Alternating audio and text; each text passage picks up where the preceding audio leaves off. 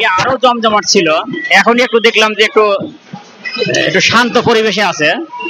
তা আগে খুব গান বাজনা হতো, সবাই আসতো, সবাই ভালো এনজয় করতো। এবারে কেমন যেন একটু ফাঁকা ফাঁকা মনে হচ্ছে। আমি প্রতি বছরই আসি, 32 বছর হলে এখানে আসি, ছোটবেলা থেকে আসি আমি। জি, আমি এসেছি। সবাইকে শুভ নববর্ষের শুভেচ্ছা। খুবই ভালো লাগছে দেখতে, এত মানুষ আর খুবই রঙিন, সবাই এত কালারফুল সাজে সেজেছে, খুবই ভালো লাগছে।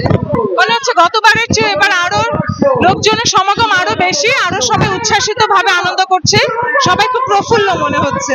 পানির বোতল ছিল, এটা আমি টোটালি ডিফারেন্ট, আমি অন্যবার দেখিনি। মুগ্ধকে উদ্দেশ্য করে এটা করা হয়েছে ওর প্রতীক হিসেবে, ওইটা খুব অন্যরকম, আনকমন, ভালো লেগেছে।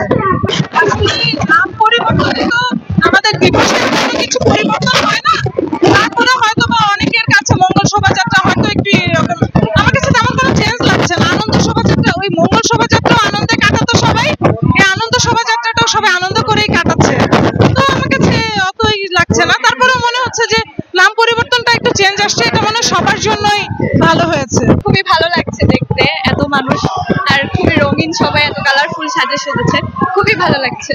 বলতে স্বৈরাচারের পতন নিয়ে যে আমাদের সাবেক প্রধানমন্ত্রীর যে মানে মূর্তি, ওটা কি বলে, প্রতিফলন, আমার ওইটা বেশি ভালো লেগেছে। এবারে মানুষ স্বতঃস্ফূর্ত ভাবে এখানে অংশগ্রহণ করতেছে, আগে যতটা বাধ্যবাধকতা ছিল এটা এখানে নাই, সবাই খুব আনন্দের সহিত এটা উদযাপন করতেছে, এটাই আর কি।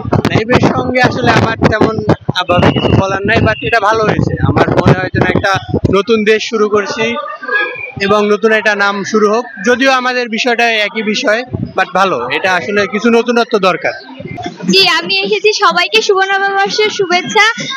আমার নাম রেজওয়ানা সরকার রৌনক। সবাই এখানে আসবেন, আমি খুব মজা পাচ্ছি, আনন্দ উপভোগ করছি, আপনারা আনন্দ পাবেন যদি এখানে আসেন। সবাইকে শুভেচ্ছা। আসসালামু আলাইকুম।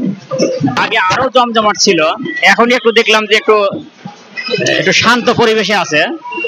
তা আগে খুব গান বাজনা হতো, সবাই আসতো, সবাই ভালো এনজয় করতো।